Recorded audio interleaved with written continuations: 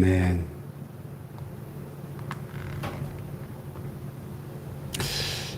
예.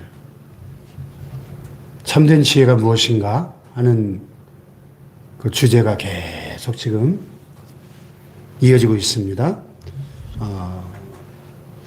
1절에 보시면 다시 한번 그 재물관의, 올바른 재물관의 중요성을 잘 보여줍니다. 많은 재물보다 명예를 택할 것이요 은이나 금보다 은총을 더욱 택할 것이니라. 세상의 가치와 또 이 성경적 가치가 같지 않죠. 세상에 또 이 물질 만능주의 시대에 특별히 최고의 가치는 돈입니다. 많은 재물, 은이나 금,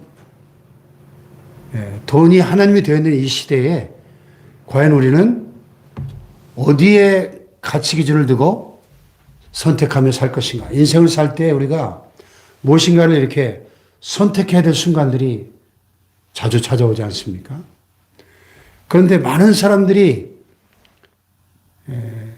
이 선택하는 기준을 보면 세상적인 재물관, 이 세상의 가치의 기준을 두고 선택할 때가 많아요. 이익을 따라 움직이지 않습니까? 문제는 경제야, 이 바보야.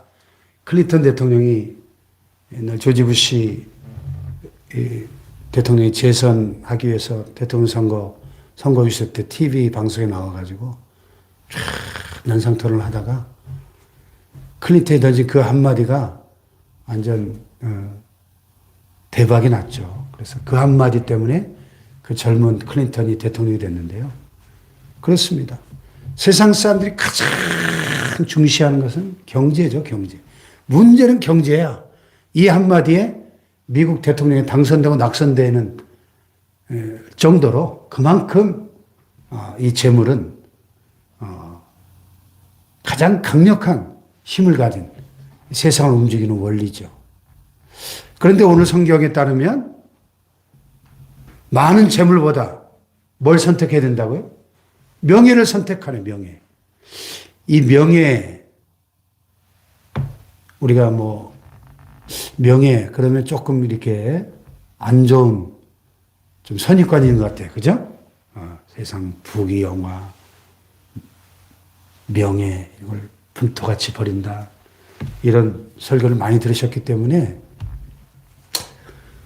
그런데 여기 영어 성경을 보니까 a good name, 좋은 이름, 좋은 평판, 이런 의미로 접근하면 좋을 것 같습니다. 많은 재물보다 좋은 평판을 택하라는 거예요. 자, 예를 들어서 내가 10억을 벌 수 있는 길이 있어요. 근데 그 길로 가면 나는 완전히 죽일 놈이 돼요. 아주 나쁜 인간이라는 오명을 뒤집어 쓰게 됩니다. 여러분, 무엇을 선택하시겠습니까? 10억을 선택하시겠습니까? 좋은 평판을 택하시겠습니까? 그런 얘기예요. 아주 극단적인 예를 들자면. 근데 세상 사람들은 욕을 먹더라도 10억을 선택할 겁니다. 그렇죠? 예.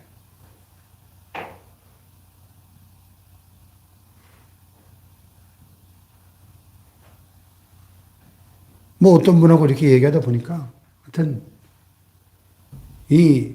지금 이 대한민국 사회에 이 돈을 버는 이 사업계에서는 어찌됐든 간에 수단 방법을 가리지 않고서라도 돈이 된다면 그냥 거기에 올인하는 그런 사회가 됐어요. 우리 대한민국 사회가. 그런 점에서 오늘 이 22장 1절 말씀은 참 이 시대에 우리 대한민국 5천만 국민이 다 들어야 할 메시지인 것 같습니다. 많은 재물보다 명예를 택할 것이요 은이나 금보다 은총을 더욱 택할 것이니라. 은총이 뭐예요? To be esteemed. 존경받는 거.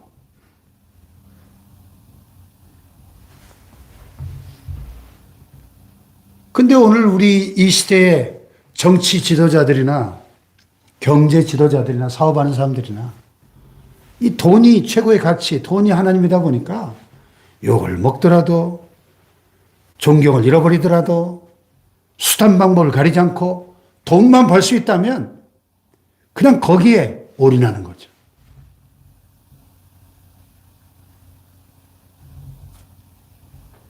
여러분, 우리는 많은 재물보다 좋은 평판, 명예를 선택하고 은이나 금보다 은총, 존경받는 삶을 선택하는 성경적 가치관을 갖게 되길 축복합니다. 네.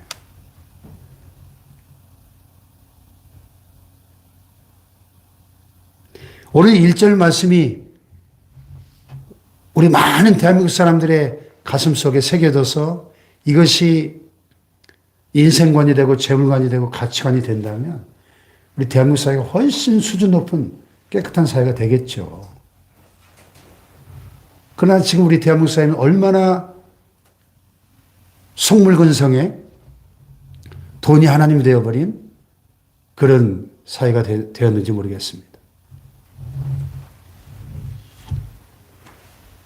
무엇을 더 중시하고 살 것인가? 네. 영화 곡성이 유행시킨 말처럼 무엇이 중헌디? 무엇이 중헌디? 예? 무엇을 추구하며 살 것입니까? 오늘 1절과 4절은 어떻게 보면 짝을 이루는 말씀이에요. 유명한 말씀이죠. 겸손과 여호와를 경외함의 보상은 뭐예요? 재물과 영광과 생명이니라. 자, 무엇을 중시하고 어디에 우선순위를 두고 살 것인가? 겸손과 여호와를 경외하는 삶을 살면 재물과 영광과 생명은 자동으로 따라온다는 거예요. 아멘. 보상이 있다는 것입니다. 보상이. 세상 사람들 눈으로 볼 때는 참 멍청해 보이고 어리석어 보이지만 겸손하게 하나님을 경외하며 살아가는 그 의인의 삶에는 반드시 보상이 따르는데 세상 사람들이 그렇게 갖고 싶어하는 재물과 영광과 생명이 뒤따를 것이다. 성경은 약속하는 것입니다. 할렐루야. 중요한 것은 순서죠. 순서.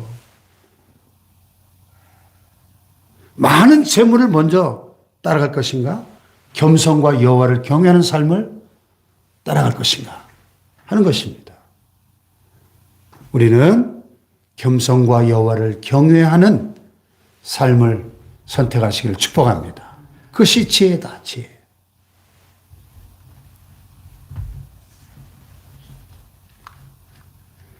이절에 보니까 또 연결되는 말씀이죠. 가난한 자와 부한 자가 함께 살거니와 그 모두를 지으신 이는 여호와시니라.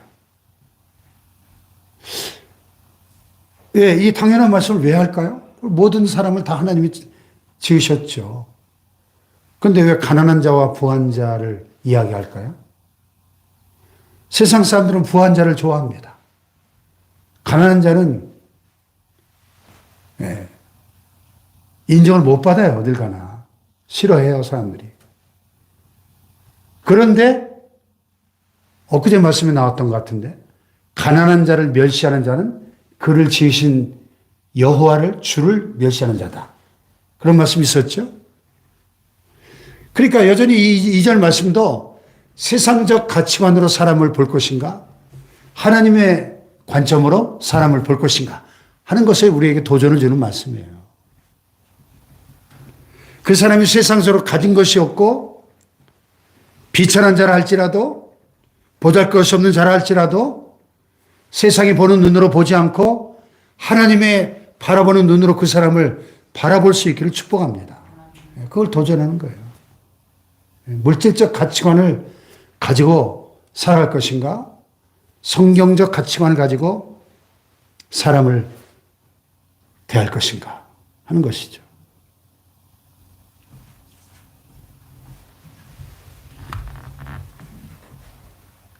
슬기로운 자는 재앙을 보면 숨어 피하여도 어리석은 자는 나아가다가 해를 받느니라. 예. 슬기로운 자, 하나님 주신 지혜가 있는 자, 우리가 인생을 살면서 어떤 그 위험을 감지하게 될 그런 순간이 옵니다. 그리고 하나님 주신 지혜가 있는 사람은 그 위험한 길로 가지 않습니다. 재앙을 보면 숨어 피한다는 것은, 이 길로 가면 이것은 위험한 길이다. 가서는 안 될 길이다. 이 분별력을 하나님 주신다는 거죠. 그런데 어리석은 자는 그냥 가다가 해를 받는다는 것입니다. 여러분, 이 마지막 때 우리에게는 이 하나님 주시는 지혜로 말미암은 분별력이 필요합니다. 할렐루야, 분별력.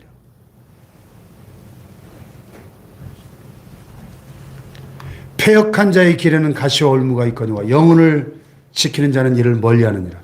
이 3절하고 이렇게 짝이 되는 말씀이죠. 패역한 자의 길. 패역한 자. 악한 자. 하나님을 경외하지 않는 자. 하나님을 믿지 않는 자. 그 패역한 자의 길에는 가시와 올무가 있다는 것입니다. 가시에 찔려 넘어지고 올무에 걸려 넘어지는 그런 길이라는 것이죠. 패망의 길이라는 것입니다. 그러나 영혼을 지키는 자는 이를 멀리 하느니라. 할렐루야.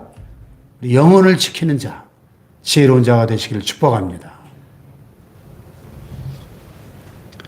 자, 잠언에는 자녀 양육의 원리가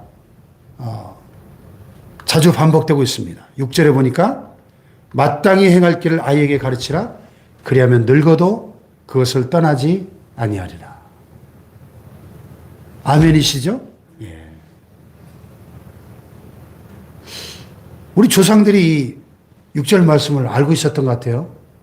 3살 버릇 8까지 간다. 속담이 생긴 거 보면. 예? 마땅히 행할 길을 아이에게 가르치라. 그러면 늙어도 그것을 떠나지 아니하리라. 그래서 유대인들의 교육은 5살 이전에 끝이 나요. 5살 이전에. 조병호 박사님 통성경 강의를 들어보면은 왜 이렇게 유대인들이 똑똑한가, 우수한가. 5살 이전에 모든 그 인생 교육이 끝난다니까요. 어머니 무릎에서.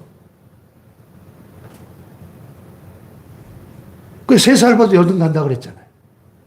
그러니까 5살 이전에 말기 알아듣기 시작할 때 토라를 모세오경 창세기부터 신명기까지 말씀을 달달달달달달달 알아듣든지 못 알아듣든지 엄마 아빠 말을 배우기 시작할 때부터 가르치는 거예요.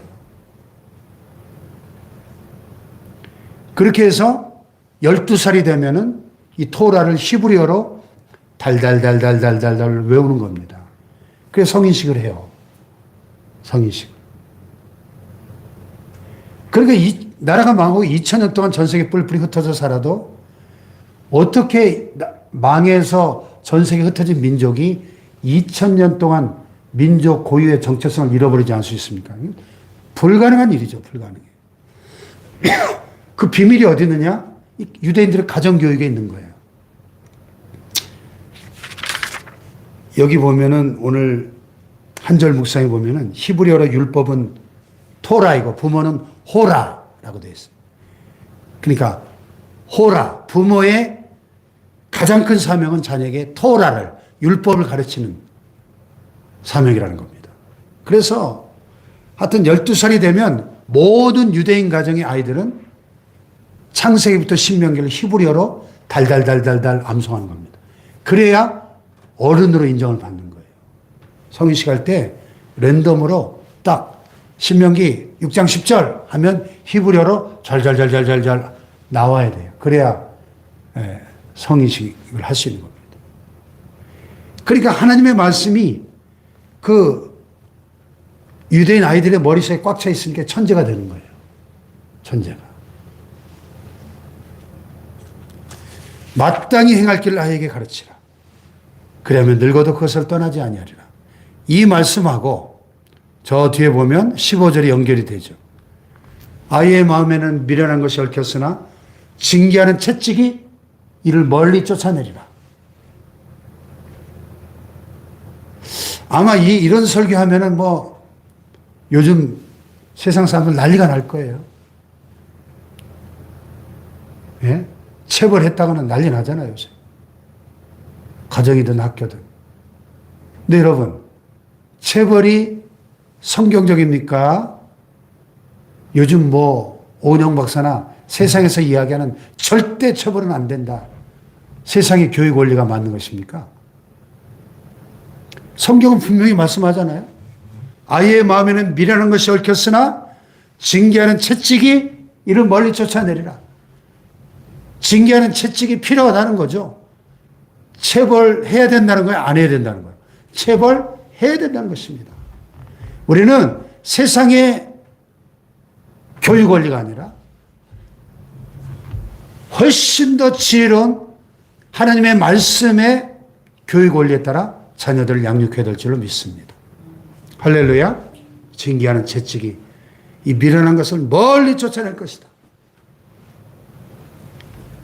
자, 그렇게 체벌하면 안 된다고 난리치는 이 시대에 대한민국 교육이 어떻게 됐나요?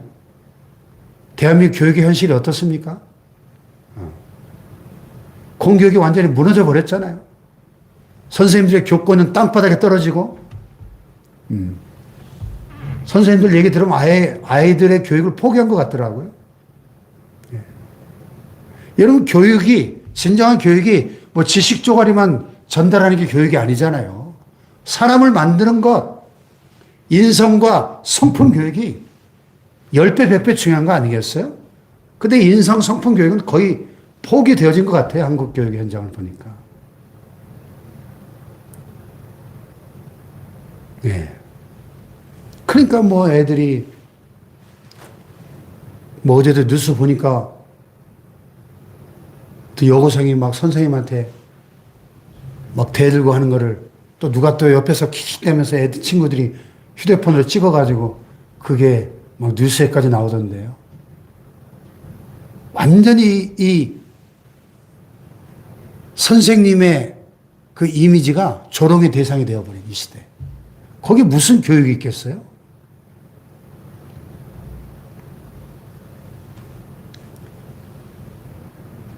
그래서 저는 일찌감치 제 두 아들을 다 일반 중학교 이런 데서 다 자퇴시키고 기독교 대안학교를 보냈던 겁니다.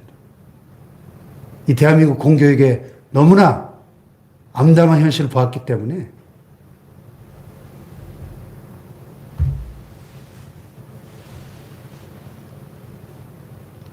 우리는 세상의 원리가 아니라 성경의 원리를 따라 살아가야 될 하나님의 사람들이 되어야 할 줄로 믿습니다.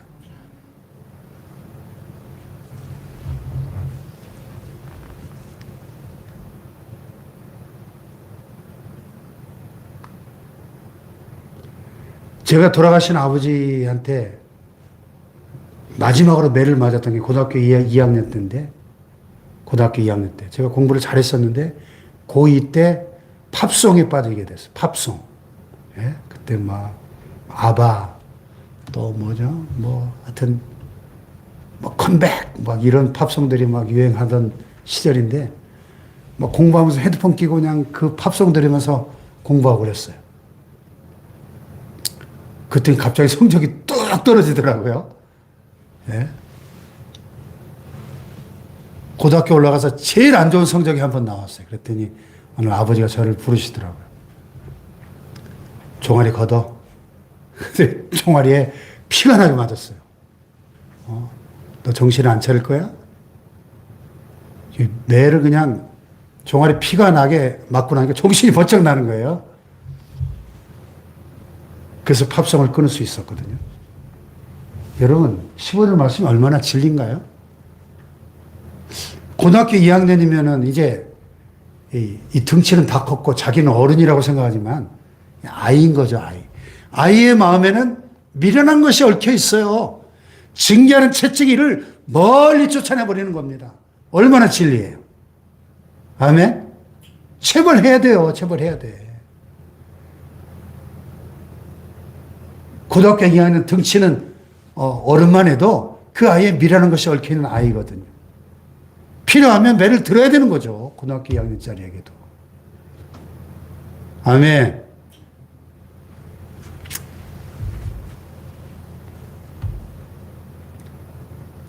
무엇이 지혜인가? 마땅히 행할 길을 아이에게 가르치라. 그리하면 늙어도 그것을 떠나지 아니하리라. 사랑으로 근실히 징계하는 부모가 될 수 있기를 축복합니다. 그것이 아이를 사랑하는 길이라고 또 다른 자문의 말씀. 예. 징계하는 채찍을 아끼는 자는 아이를 미워하는 것이다. 그랬어요. 자식을 사랑하는 자는 근실히 징계하느니라. 그랬어요. 여러분, 사랑의 징계가 있거든요. 하나님도 우리를 사랑하시기 때문에 사랑으로 징계하시잖아요. 여러분, 하나님의 징계의 채찍 많이 맞아 보셨죠? 저도 일찌감치 20대 때 많이 맞아봤습니다. 많이 맞아. 하나님이 너무너무 사랑하시니까 이렇게 저렇게 못 깨달으니까 징계하는 채찍 많이 맞아봤어요. 저도. 그 채찍이 없었다면 지금 이 자리에 있지도 않죠. 제가. 벌써 지옥 갔을지도 모르겠어요. 그 채찍이 없었다면. 그러나 하나님이 제 영혼을 너무나 사랑하시니까 엄청난 채찍에 많이 맞아봤습니다. 저도. 죽을 고비도 몇 번씩 남기고. 할렐루야. 사랑하면 징계할 수밖에 없어요. 하물며 하나님도 그러하시다면 하물며 우리의 사랑하는 자녀들을 사랑으로 근실히 징계해야죠. 그 자식이 30대 40대 다 큰 자식이 되었어도 계속 멸망의 일로 가고 있다면 끊임없이 훈계하고 가르쳐야 되겠죠. 뭐 매를 들지는 못한다 할지라도. 그렇지 않습니까?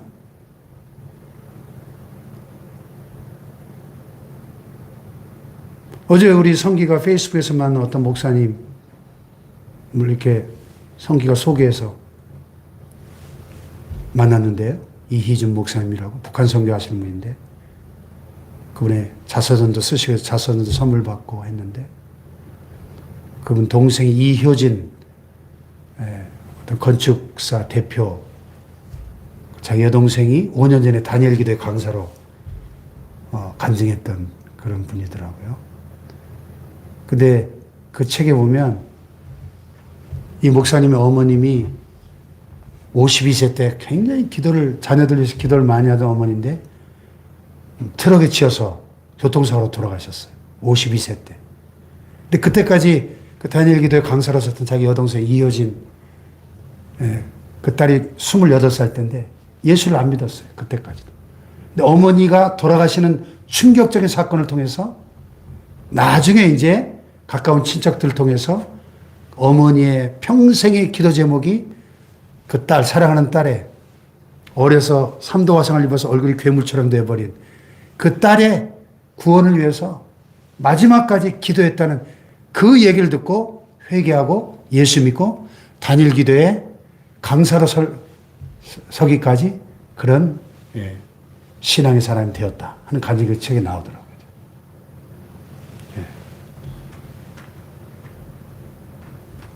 자식이 못 알아들으면